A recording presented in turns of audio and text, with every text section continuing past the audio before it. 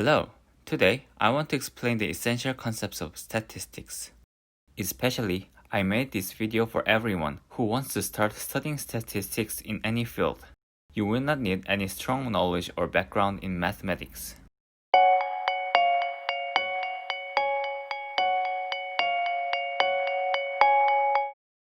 For the convenience, I'll use those 16 datasets above arranged from lowest to highest.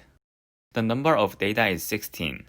Mean is the average of the data, so it is equal to sum of all data divided by the number of data, which is 112 divided by 16 and is 7. Median is the middle number of all data. If there are odd numbers of data, then there should be exactly one number in the middle and the value becomes median. However, if there are even numbers, the midpoint of the two values of data in the middle is the median. Sometimes the lower one is chosen as the median in some books though.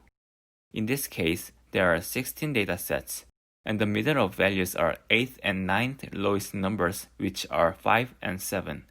So the median is the midpoint of 5 and 7, which is 6. Node is a value in the data which shows most. In this case, 5 shows more than any other numbers, so the node is 5. Deviation means the value of each data by subtracting mean. For example, the deviation of 9 is 9 minus 7, which is 2, since the mean is 7. Variance is defined as the average of the squares of deviations of all data. But usually, from the addition of all squares of deviations, the number of data except one is divided. You do not need to be frustrated by this, since subtracting 1 is mostly negligible when dealing with a large number of data. Anyway, the variance of this data is 17.6. Standard deviation is the square root of the variance, which is approximately 4.2. In statistics, mean and standard deviation are most important, especially the standard deviation, because there are various statistical studies and interpretations using them. As a beginner, it is good to know these things. First, the standard deviation indicates how the data values are far from mean. Look at this graph for an example. Each graph shows the visualization of each dataset. Even though these two data have the same mean, the red graph is spread more widely than the black one, so the red graph has the larger standard deviation. Second, whatever data is given, at least 75% of data are within twice of the standard deviation from mean. That is, if you must predict something using data, you may be able to predict using the mean and standard deviation. Especially in Gaussian distribution including normal distributions, which is most commonly seen in the statistics, 95% of data are within same interval. You can check empirical rule for more details.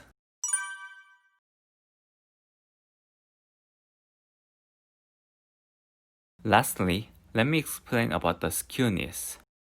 Most of the well-defined data are almost even like the picture in middle. So in the general Gaussian distribution, mean, median, and mode are almost the same. But sometimes, there are some elements which are too large or too small. Such elements are usually called outliers.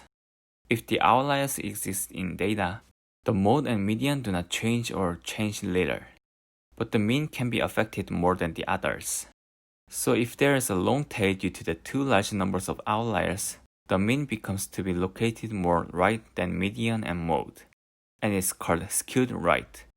Meanwhile, if too tiny outliers exist in the data, then the mean is located left more than median and mode, and is called skewed left.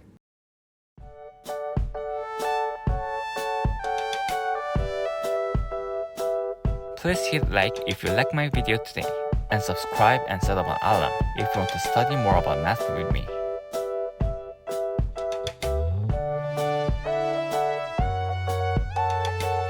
Thank you for watching, and I will see you in the next video.